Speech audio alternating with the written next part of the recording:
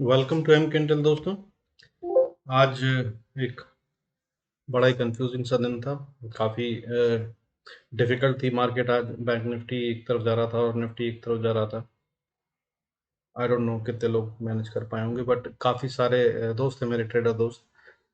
बहुत सारों ने आज ट्रेड नहीं करा या कर ही नहीं पाए, या करा तो फौरन जल्दी निकल गए। बहुत छोटे छोटे, आमतौर पे हम ऐसे गेम नहीं खेलते हैं, 50-100 पॉइंट के लिए खेलते हैं, लेकिन मैंने भी जल्दी अपना ट्रेड क्लोज कर दिया था। हालांकि छोटे से प्रॉफिट में करा, पर जल्दी कर दिया था। कंफ्यूजन बहुत थी आज। चलिए आइए देख लेते हैं आज क्या है। तो आज की टॉप न्यूज़ जो है वो ये है कि Indonesia has said that they'll ban the export of edible oil, and they are the producer of almost 50% of the palm oil across the world। का जो रिक्वायरमेंट है, वर्ल्ड की रिक्वायरमेंट का 50% एडिबल ऑयल, पाम ऑयल जो है वो Indonesia में produce होता है। And they have said that दिल बैन द एक्सपोर्ट। सब कुछ भी बाहर नहीं जाएगा देश से। इस पे बात करें कि आगे आते हैं न्यूज़ पे। तो अच्छा, further highest number of daily Covid deaths has been recorded in Shanghai on Saturday। इस पे भी बात करेंगे। अच्छा, आज की मार्केट में जो एडवांसेस थे वो 357 थे। 357 शेयर्स बढ़त पे थे और 1610 शेयर नीचे गिर रहे थे, रेड में बंद हुए हैं। इसके साथ में निफ्टी जो है आज 17,171.95 पे जो कल बंद हुआ था फ्राइडे को, वो आज बंद हुआ है 16,953.95 पे, यानी कि 218 पॉइंट का लॉस। और ये आज खुला कहाँ था? कल फ्राइडे को बंद हुआ 17,171 पर, 17,171.95 पे। आज खुला था 17,009 पे, यानी कि ऑलमोस्ट 160 पॉइंट्स का लॉस कर दिया था ओपनिंग पे ही। उसके बाद जो क्लोजिंग हुई है उसके हिसाब से 16,953 पे बंद हुए, यानी कि 218 पॉइंट, यानी कि 160 पॉइंट डाउन पे हम खुले थे। और उसके बाद जो गिरे हैं वो 50-60 पॉइंट, 60 पॉइंट और 70 पॉइंट लगा। इसके साथ में निफ्टी में जो टोटल लॉस का परसेंटेज है वो आज 1.27% का लॉस था। But at the same time bank Nifty में हम जो फ्राइडे को बंद हुए थे वो 36,044 पे बंद हुए थे, और आज ओपन हुए थे 35,792 पे, और क्लोज हुए हैं 36,082 पे, विच इज अ गेन, फायदा, प्रॉफिट ऑफ 37.60 पॉइंट्स। 37 पॉइंट्स का गेन हुआ है, जो कि 0.10% बनता है। आइए न्यूज़ देख लेते हैं आगे की। तो इंडोनेशिया, जैसे मैंने बताया आपको, will ban the exports of edible oil from 28 अप्रैल। इस 28 अप्रैल के बाद वो कुछ भी बाहर एक्सपोर्ट नहीं करेंगे। और वो 50% of the world's inventory of palm oil produce करते हैं। And at the same time what impacts us is that India is the world's largest palm oil importer। हम दुनिया का सबसे अधिक पाम ऑयल इंपोर्ट करते हैं। वो जितने भी आप रोड साइड समोसे, कचौड़ी आदि इत्यादि खाते हैं, वो सब उसी में बनते हैं या उससे मिले हुए तेल में बनते हैं। इसकी मिक्सिंग जो है अलाउड है by government also, up to 40% या 60%, इवन इन मस्टर्ड ऑयल। सरसों के तेल में भी इसकी मिक्सिंग होती है। सारे तेल जो आप यूज़ करते हैं उनमें, डिपेंडिंग कौन सी कंपनी का और किस किस प्राइस का आप किस क्वालिटी का ले रहे हैं, 30% से 60% तक की उसमें मिक्सिंग होती है इसकी। और जितने भी कॉस्मेटिक्स हैं उसमें तो ये भर भर के यूज़ होता है। और बहुत सारे पैक्ड फूड जो आप खाते हैं वो सब इसी में बनते हैं, चिप्स विप्स और बिस्किट्स और पार्ले जी एंड ऑल दैट स्टफ में ये यूज़ होता है। तो things gonna be expensive for Indians. Further, Shanghai reported its highest number of daily COVID deaths। This is about, on Saturday they did that at the end of the day। उनके यहाँ से खबरें तो वैसे ही नहीं आती हैं, चाइना की खबरें बाहर नहीं निकलती हैं, बट ये उन्होंने खुद रिपोर्ट करा है तो ये नंबर आए हैं। इसके तहत में अप्रॉक्सीमेटली आई गेस, जो मुझे याद आ रहा है, 39 डेथ्स हुई हैं सैटरडे को, विच इज़ दी हाईएस्ट। और इसके साथ में डेथ टोल जो है फेबररी से लेकर अब तक, लेट फेबररी से लेकर अब तक 87 पहुंच गया due to virus. Further India में क्या हो रहा है इससे रिलेटेड, कर्नाटका के सीएम ने इमरजेंसी कैबिनेट मीटिंग बुलाई है, और due to the rising cases, और probably by Wednesday he will announce the new guidelines after meeting the PMO। Prime minister office में मुलाकात करनी है उनकी, वेडनेसडे को है, उसके बाद वो नई गाइडलाइंस इस पे अनाउंस कर देंगे कर्नाटका में। So this is spreading further, India में भी असर है। अच्छा, ये हो गए नेगेटिव हमारे, ठीक है।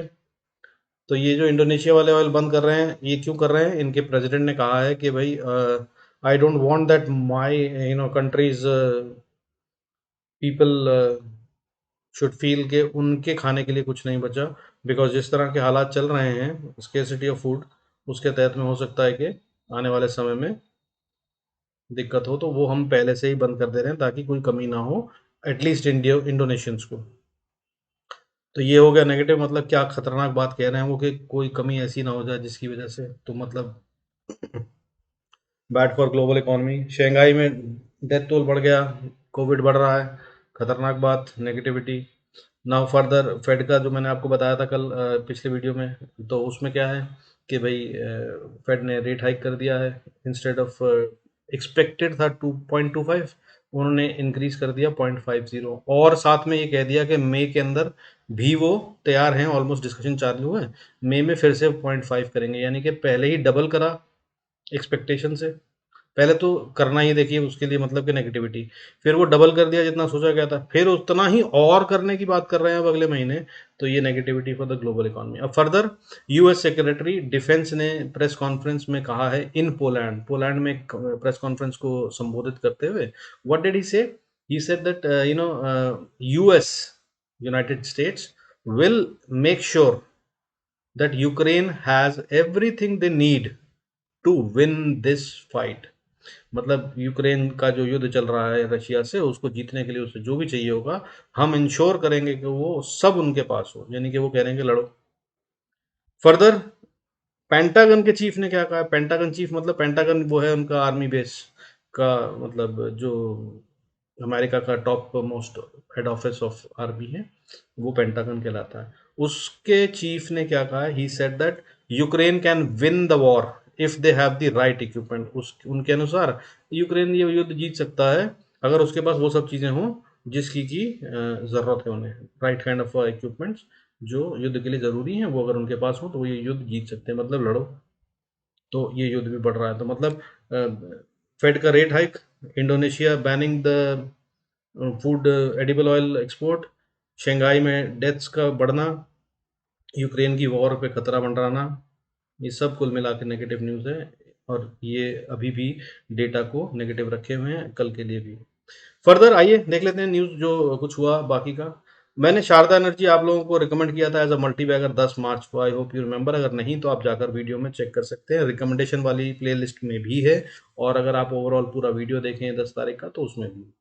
तो उसमें मैंने क्या कहा था उससे पहले आपको बता दूं कि अभी शारदा एनर्जी में क्या हो रहा है। शारदा एनर्जी में क्या हो रहा है कि बोर्ड ने अप्रूव कर दिया है बाय बैक ऑफ 121.67 करोड़ का, 121.67 करोड़ का बाय बैक करेंगे वो अपने शेयर्स का वाया टेंडर रूट। और उन्होंने क्या प्राइस सेट करी है? वो सेट करी है कि वो 1500 रुपये प्रति शेयर खरीदेंगे, यानी कि जहां पे अभी चल रहा है शेयर 1260 पे, उससे भी ऊपर 1500 पे वो बायबैक करेंगे। मैंने कितने पे रिकमेंड करा था? 10 तारीख को, 10 मार्च को मैंने ये रिकमेंड करा था 974 रुपये पे। तब आपको कहा था कि ये मल्टीपैगर है, जब जब गिरे तब तब खरीद लीजिएगा और ये बहुत अच्छा रिटर्न देगा, ब्रेकआउट इसमें आ चुका है।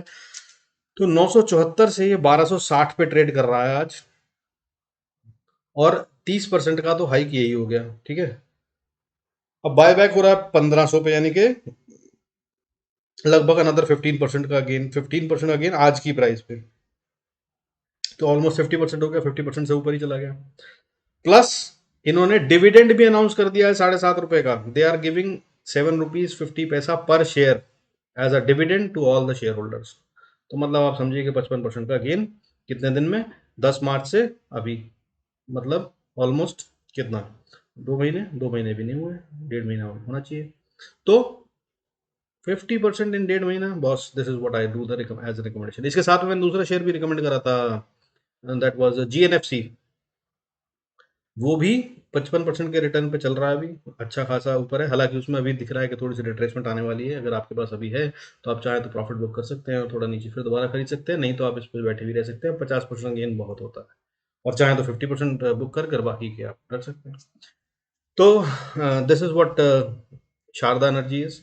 Further, the news is that the government of India has decided to open a window for 6 months for inviting fresh applications for project proponents to set up new distilleries or expansion of existing distilleries to produce 1G ethanol, जो sugar से produce होकर ethanol बनता है, जिसे अभी प्रधानमंत्री जी ने रखा है टारगेट 2024 तक मोर देन 50% का, वो एथेनॉल प्रोड्यूस करना शुगर डिस्टिलरी से ही होता है। वो जैसे अल्कोहल होती है वैसे ही वो भी वहाँ से निकलता है और उसे मिक्स किया जाता है पेट्रोल में, और हम क्रूड के भी वर्ल्ड के टॉप मोस्ट इंपोर्टर हैं, तो उस खर्चे को कम करने के लिए this is what the plan is.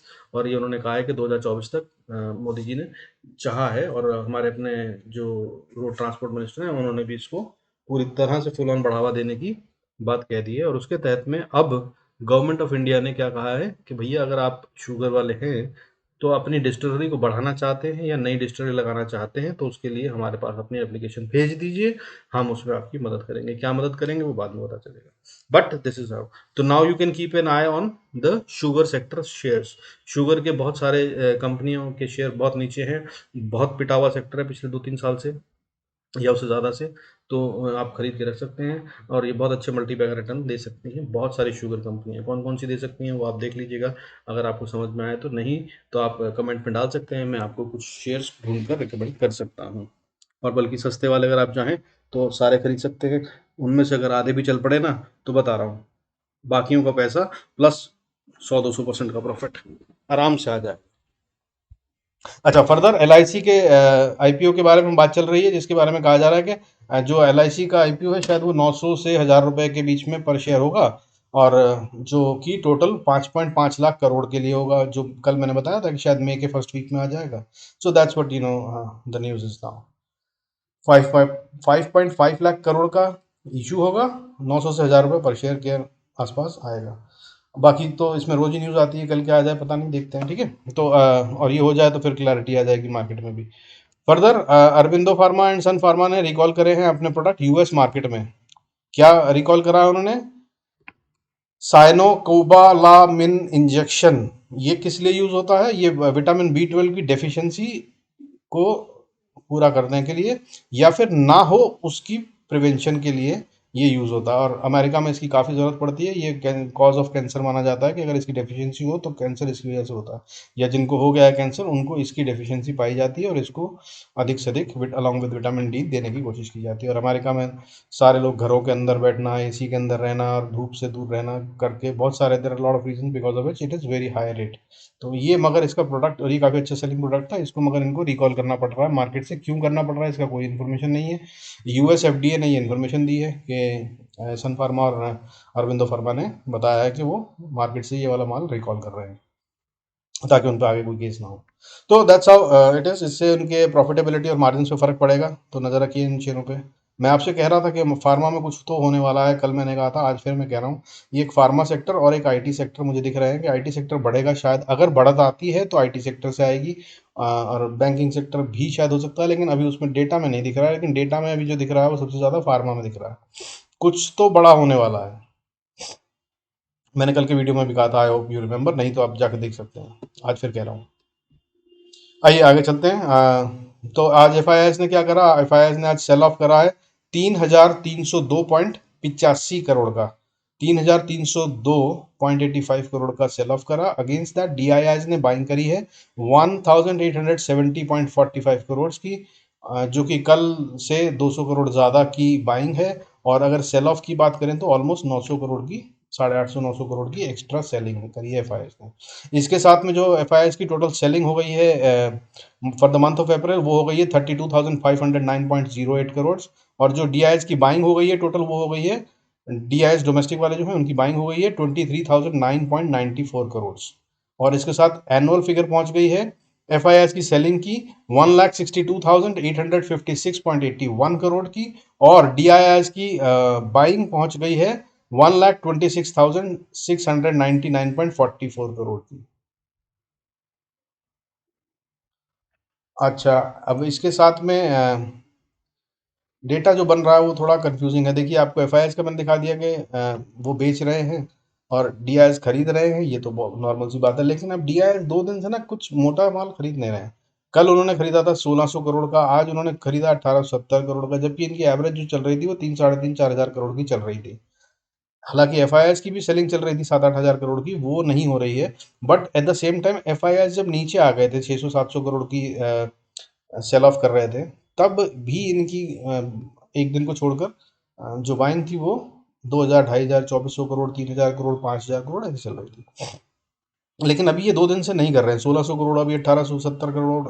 तो अगर एक भी दिन इन्होंने सच में बाइंग कर ली वैसी 5000 करोड़ वाली, तो ये मार्केट वापस ऊपर चली जाएगी। मगर लग रहा है कि शायद ये चाहते नहीं है, क्योंकि अगर इन्होंने बाइंग करके मार्केट को ऊपर पहुंचाया तो D I F I S फिर से सेल ऑफ करेंगे उसका यूज करके। तो मुझे लग रहा है कि इस बार इन लोगों का कुछ और प्लान है।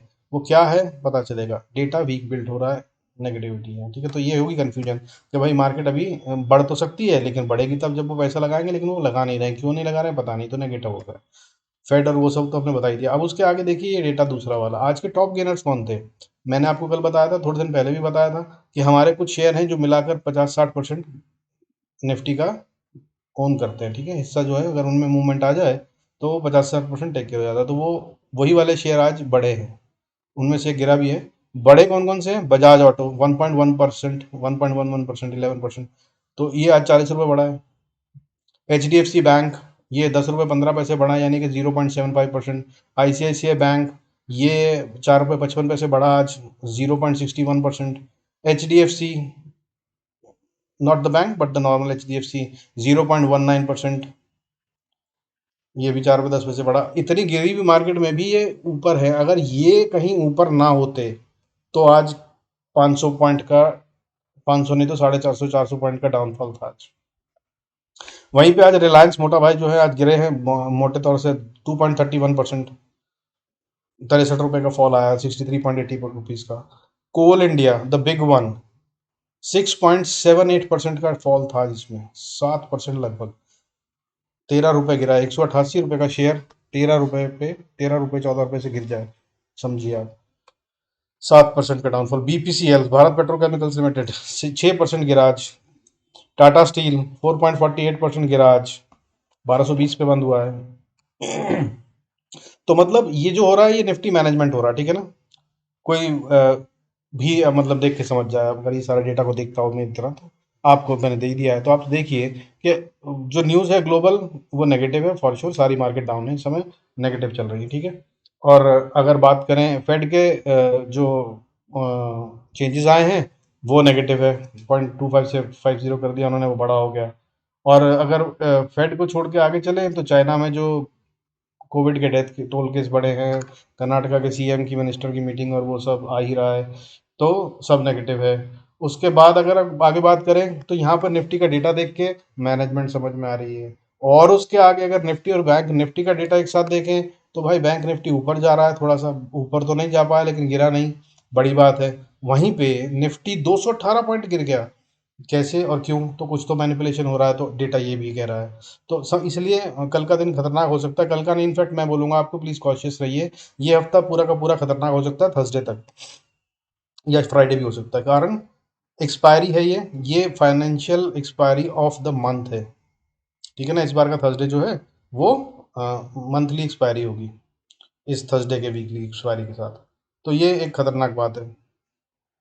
फर्दर ग्लोबल मार्केट्स जो हैं सभी डाउन है इस समय। फिटजी फुटजी कैक डैक्स नैसडैक भी आज 350 पॉइंट डाउन होने के बाद अभी फिलहाल 6 पॉइंट ऊपर चल रहा है, यानी कि जो नई ओपनिंग हुई है वो अभी भी डाउन ही है, कुछ गेन नहीं हुआ है। SGX निफ्टी हमारा 10-15 पॉइंट का गेन दिखा रहा है, हालांकि जब मार्केट बंद हुई थी उसके बाद ये 70-80 पॉइंट ऊपर दिखा रहा था, जो इसने भी छोड़ दिए हैं और अभी 15-16 पॉइंट ऊपर दिखा रहा है।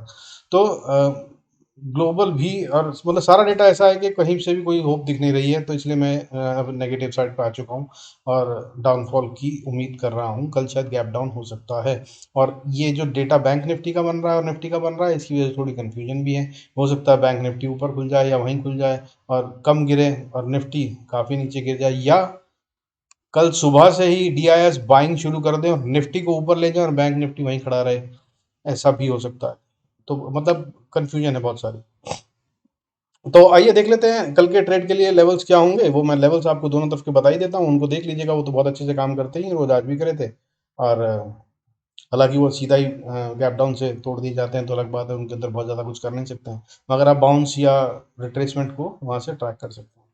तो but before that please I request you to go through the disclaimer, if need be do pause the video and have a look at the disclaimer. और आइए लेवल्स देख लेते हैं। तो साहब सबसे पहले निफ्टी पे चलते हैं। तो निफ्टी जो है वो आज बंद हुआ है 16,983 983.20 पे। सीधा बात करूंगा, बाकी की बातें हम कर चुके हैं, तो लेवल्स क्या होंगे वो बात कर रहा हूँ। तो अगर ये ऊपर को जाने लगता है तो भाई सबसे पहली रेजिस्टेंस बहुत नज़दीक में आती है, वो स्ट्रॉन्ग रेजिस्टेंस है 17,000 की। 17,000 पार करना, 17,000 से 17,050 पार करना विल बी मेहनत का काम निफ्टी के लिए। और अगर इसको पार कर लेती है निफ्टी, तो अगला जो रेजिस्टेंस आता है, ये डबल रेजिस्टेंस है, क्लस्टर टाइप बन रहा है यहाँ पे, तो वो होगा 17,050 का। और इसको पार करती है तो 17,050 के ऊपर अगला एक और रेजिस्टेंस बनता है, ये भी क्लस्टर टाइप बन रहा है, दैट इज 17,110। ठीक है, 17,110 को अगर पार कर लेती है तो अगला रेजिस्टेंस बन रहा है फिर से 17,150। 150 को पार कर लेती है तो फिर से क्लस्टर बन रहा है, और ये स्ट्रॉन्ग क्लस्टर बन रहा है 17,200 का। इसको पार करना काफ़ी मुश्किल होगा। हालांकि इससे पहले एक और लेवल है 17,160 का, जो कि गैप फिल करेगा, तो इसलिए मैं बोल नहीं रहा हूँ, क्योंकि 150 तो है ये लेवल, तो 160 भी मान लीजिए। तो आप ये सोच सकते हैं मेरी तरह से, अगर सोचें तो मैं 17,150 से लेकर 250 के बीच में कोई ट्रेड नहीं करना चाहूँगा, और देखना चाहूँगा कि मार्केट किस तरफ सेटल होती है। अच्छा, फर्दर अगर इसके ऊपर जाती है तो 213, 213 के बाद 235, 235 के बाद फिर 270, 60-70, और 270 के बाद फिर 17,300, और फिर उसके बाद बहुत ही स्ट्रांग वाली जो आती है वो 17,400 के आसपास आती है। 17,400 को अगर हम पार करते हैं तो फिर अब हम दोबारा से माने जा सकते हैं कि हम स्ट्रांग हो रहे हैं, या कि हम वीकनेस छोड़ रहे हैं, वरना otherwise data says that we are week.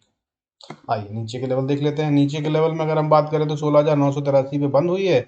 नीचे अगर आती है तो पहली सपोर्ट आ जाती है 16,920-30 पे। इसको अगर तोड़ देते हैं तो अगली सपोर्ट है 16,900 की। 16,900 से 890 मान लीजिए, या 885 मान लीजिए, 890 को अगर पार करते हैं तो 850 तक ध्यान रखिएगा। अगर वहां पर मार्केट ट्रेड करने लगती है तो शॉर्ट साइड का ट्रेड ले सकते हैं, क्योंकि उसके बाद फिर वो नीचे की तरफ जा रही है, और अच्छे खासे फिर 16,800, 800, फिर 750 तक के लेवल खुल जाते हैं। और यहाँ पर आकर 16,720 750 के बीच में एक बाउंस आने की काफ़ी ज़्यादा प्रोबेबिलिटी बनती है। तो हो सकता है कि गैप डाउन हो यहीं के आसपास और यहाँ से ऊपर ले जाएं, या फिर ऊपर से आते हुए नीचे तक यहाँ पे आए तो फिर से ऊपर जाएंगे। ना गए तो फिर तो बढ़िया वाला नीचे है। 16,700 को अगर 16,800 को अगर तोड़ के हम क्लोज हो जाते हैं तो फिर भाई साहब गेट जो खुल जाता है ना, वो 15,500 का गेट खुल जाता है। और फिर ये 16,800 जो है स्ट्रॉन्ग रेजिस्टेंस का काम करेगी, इसको पार करना मुश्किल होगा। तो just note down the levels, try and rate them accordingly. आइए बैंक निफ्टी देख लेते हैं। बैंक निफ्टी के अंदर बंद हुए हैं हम 36,192 पे। और अगर हम यहाँ से ऊपर की तरफ जाने लगते हैं तो पहला रेजिस्टेंस तो आ गया आपका 36,380 से 400 के बीच में। और अगर इसको पार कर लिया तो ये एक अब अभी स्ट्रॉन्ग रेजिस्टेंस का काम कर सकती है 36,500। अगर 36,500 के ऊपर कम से कम हम 45 मिनट की कैंडल क्लोज करते हैं, या 15 मिनट की, तीन, जैसे भी कैलकुलेट करना चाहें आप, तो ही सोचिएगा कि हम इसके ऊपर जा रहे हैं। और उसके बाद भी ऊपर का ट्रेड मत लीजिएगा, क्योंकि उसके ऊपर एक और बहुत स्ट्रांग रेजिस्टेंस आ जाएगी, वो है 36,650 की। और अगर खेलिएगा तो इतने से के लिए खेलिएगा, 500 से 650, 150 पॉइंट के लिए चाहे तो खेल सकते हैं। ठीक है, 500 भी नहीं, इनफैक्ट 580 तक तो जा ही रही है यार ये रेजिस्टेंस। तो मतलब आप देख लीजिएगा ये लेवल है, और ये स्ट्रांग रेजिस्टेंस है 36,650-60। और इसको पार करना थोड़ा मुश्किल होगा। और अगर इसको यहाँ से रिट्रेस भी हो सकती है, यहाँ तक आया और फिर नीचे गिरे, ऐसा भी हो सकता है। और अगर इसको पार कर लेती है, इसको पार कर लेती है, जिसके मुझे कारण दिख नहीं रहे वैसे, और डेटा तो आपको मैंने बता ही दिया है, कंफ्यूजिंग है। तो अगर इसको पार कर लेती है तो फिर 36,800 तक का लेवल खुल जाता है। और 36,800 को पार करके अगर हम खड़े होते हैं, बल्कि 36,800 भी मत मानिए आप, 37,000 प्लस मानिए दोस्त। अगर हम 37,000 पार कर कर थोड़ी देर ट्रेड करते हैं, आधा घंटा करीब, तो फिर हम शायद वीकनेस छोड़ रहे हैं ऐसा लगेगा, अदरवाइज वीकनेस बढ़ रही है, मुझे लग रहा है कि नीचे जाएगा। और अगर इसको पार कर लेते हैं तो फिर अगला लेवल जो है वो आपका 37,100, 37,000 से 37,120, ये एक नया लेवल बनेगा। और इसको पार करते हैं अगर तो अगला लेवल होगा 37,425, और इसको पार करते हैं तो फिर 550, 37,000 उसके आगे 37,800, और 37,800 पार कर जैसा कि मैं बार बार बता रहा हूँ 38,000 will be a strong resistance. इसको पार करना बड़ा मुश्किल होगा, और जिस दिन इसको पार कर लेंगे तो फिर बल्ले बल्ले। ये हर रोज की स्टेटमेंट है मेरी, पर ये लग नहीं रहा कि करेगा अभी। ठीक है, तो आइए हम नीचे के लेवल देख लेते हैं। तो नीचे के लेवल अगर बैंक निफ्टी नीचे जाना शुरू करता है 36,192 पे क्लोज हुआ है, और अगर ये नीचे जाना शुरू करता है तो पहली सपोर्ट तो जो है वो आ जाती है भाई 35,960 से 900 के बीच में, 900 से 960, 35,900 से 960 will be a strong support. तो यहाँ पे रुक सकता है, और इसके नीचे अगर जाता है तो फिर अगली सपोर्ट आ जाती है 35,640 से 600 के बीच में। तो इसको देख लीजिएगा, बल्कि 550 से 650 मानिएगा, क्योंकि जिस तरह से वीकनेस है यहाँ पे हो सकता है काफ़ी कोशिश की जाए और काफ़ी देर लगे ऊपर उठने में। और अगर इसको पार करते हैं हम 35,540 को, तो फिर अगला सपोर्ट आता है नेक्स्ट 35,160 पे। और अगर हमने इसको भी ब्रीच कर दिया तो फिर भाई हम डीप डाइव करने के लिए तैयार होंगे, और काफ़ी सारे नीचे के लेवल खुल जाएंगे, और इसके बारे में हम बात कल ही करें तो अच्छा होगा। मुझे कहते हुए अच्छा नहीं लग रहा है कि इसके नीचे बहुत लंबा वाला डिप आ सकता है। अगर हमने कहीं गलती से इसको छोड़ दिया तो फिर 32,000, 33,000, मतलब कहाँ जाएंगे पता नहीं है। फिर 34,000 पर भी वापस घूम सकते हैं, एक अच्छी सपोर्ट हो सकती है, लेकिन पीछे गैप छोड़ के आई है तो 33,900 तक आके फिर जाके जंप कर सकती है, नहीं करा तो और नीचे आ सकती है। गेट्स खुल जाएंगे, मतलब आप समझिए फिर उसके बाद 32,000 तक के। और ग्लोबल स्थिति अच्छी नहीं है, क्रूड भी हमारा बहुत महंगा चल रहा है, 100 के ऊपर ही चल रहा है, तो वो भी एक नेगेटिव है फॉर द ग्लोबल इकोनॉमी, और इंडिया के लिए तो और भी ज़्यादा, क्योंकि हम बहुत ज़्यादा सबसे बड़े इम्पोर्टर हैं। So this is how you know the क्या कहना चाहिए, एक्सपेक्टेशंस भी नहीं है तो commentary for the tomorrow's Nifty and bank Nifty, please do trade accordingly. मेरे हिसाब से अभी नेगेटिविटी छा चुकी है, और मैंने आज अपने प्रीमियम कस्टमर्स को बोला था कि भाई प्रॉफिट बुक कर लीजिए and better to sit on cash. So if you are in the group you must have got it, अगर अदरवाइज है सिर्फ वीडियो देखते हैं तो स्थिति ये है। और मैंने कल 3 शेयर दिए थे, 3 शेयर के बारे में बोला था कि मुझे स्ट्रांग दिख रहे हैं, जिनमें एक भारतीय एयरटेल था, और एक शायद ओएनजीसी था, और एक शायद एक्सिस बैंक था। तो वो शेयरों में भारतीय एयरटेल आज ग्रीन में बंद हुआ है, अ, और जो दो बाकी के शेयर हैं वो ना वो गिरे हैं, रेड में बंद हुए हैं, थोड़ा सा गिरे हैं, बट अभी भी स्टेबल रहे उस हिसाब से। बट कल क्या रहेगा पता नहीं, अगर आपने उनमें पोजीशन बनाई है तो आई सजेस्ट कि बेटर है कि एग्जिट कर लीजिए, ना रहें किसी भी शेयर में। छोटे गेम अभी टाइम नहीं है, या तो लॉन्ग टर्म वाले आपके इन्वेस्टमेंट वाले शेयर हैं तो उनमें रहिए, और नहीं तो जो आप अभी ट्रेडिंग वाले शेयर रखे हों छोटे मोटे, उनसे बाहर निकल जाइए, स्थिति बहुत क्रिटिकल हो रही है। और कुछ है जो हिडन है, मार्केट को पता है, हमको नहीं पता, ऐसा कुछ दिख रहा है डेटा में। Data is saying that there is something which is getting cooked up, और वो क्या है पता नहीं, और वो ग्लोबली हो रहा है, तो वो अच्छा नहीं है। और जब समझ ना आए मार्केट में तब उस समय दूर रहना चाहिए, वही समझदारी होती है। ठीक है, so with this I call it a day. Do good trades, be happy, god bless you all, see you in next video. Thank you so much for all your support, do subscribe, like, thank you.